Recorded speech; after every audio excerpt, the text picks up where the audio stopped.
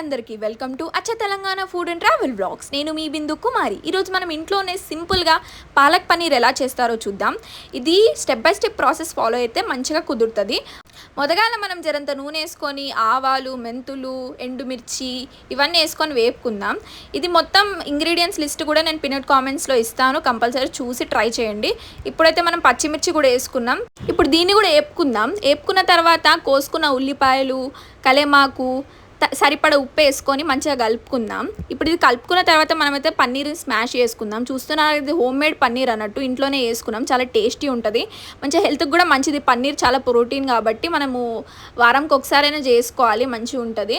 ఇప్పుడు ఈ పన్నీర్ వేసేసుకున్నాం కదా, మంచిగా జరసేపు అయితే ఫ్రై కానివ్వాలి.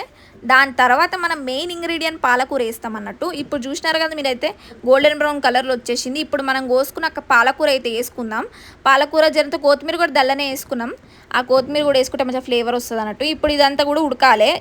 పసుపు, ఉప్పు వేసుకొని ఉడకబెట్టుకుందాం. పాలకూర మొత్తం దగ్గరకు కావాలి. దగ్గరకు అయిన తర్వాత ఇది ఉడికిందని తెలుస్తుంది. అప్పుడు మనం కొంచెం ధనియాల పొడి, కారం వేసుకొని అది ఇంకొద్దిసేపు ఫ్రై కానివ్వాలి, దగ్గరకు అయిపోతుంది. ఇప్పుడు మన టేస్టీ పాలక్ పన్నీర్ అయితే రెడీ అన్నట్టు.